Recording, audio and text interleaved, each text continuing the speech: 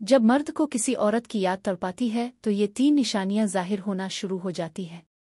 مولا علی علیہ السلام فرماتے ہیں، زندگی جینے کے 2 ہی راستے ہیں، بھول جا الف نہیں جنہیں معاف نہیں کر سکتے، اور معاف کر دوا نہیں جنہیں بھول نہیں سکتے۔ اللہ تعالیٰ ضائع نہیں کرے گا تمہاری دعا اور تمہار الف صبر، وہ تمہیں مانگنا دیکھ کر خوش ہوتا ہے، دیکھنا جلد ہی دعا قبول ہوگی اور امید سے بڑھ کر ملے گا۔ مومن کی زندگی میں سب سے زیادہ حسین وقت وہ ہوتا ہے جب وہ دنیا سے بیزار ہو کر اللہ تعالیٰ سے جڑتا ہے۔ زندگی میں جب بھی تم تنہائی محسوس کرو تو یاد رکھو خدا نے تمہیں اس سے دور کر دیا تاکہ پیچھے صرف تم اور وہ رہ جائے۔ بانو قدسیہ کہتی تھیں کہ ہے محبت خوبصورت انسان سے نہیں ہوتی، محبت جس انسان سے ہوتی ہے وہی خوبصورت لگنے لگتا ہے۔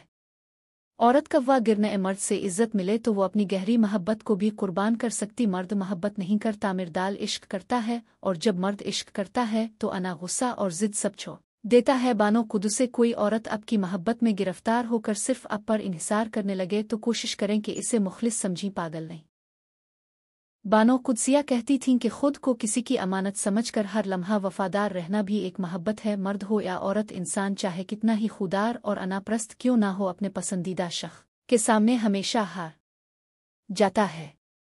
دنیا میں کچھ مرد ایسے بھی ہیں جو عورت کو دیکھ کر نگاہیں جھکا لیتے ہیں۔ سارے مرد لٹیرے نہیں ہوتے، کچھ عزت کے محافظ بھی ہوتے ہیں۔ مرد کا کام عورت کو سمجھنا نہیں، اس کو محسوس کرنا، اس کی حفاظت کرنا، اس سے محبت کرنا اور اس کی عزت کرنا ہے، اور یہ باتیں عورت کو مشکل سے مشکل حالات میں بھی جینے کا حوصلہ دیتی ہے۔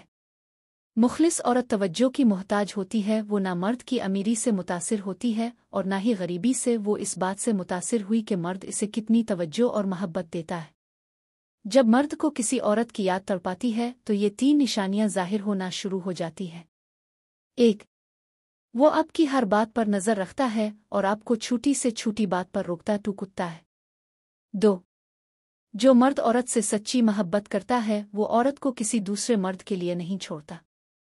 3، مردی گر سچی محبت کر لے تو وہ کسی غیر عورت کی طرف نہیں دیکھتا اور نہ ہی اپنی عورت پر کسی غیر کی نظر پڑنے دیتا ہے۔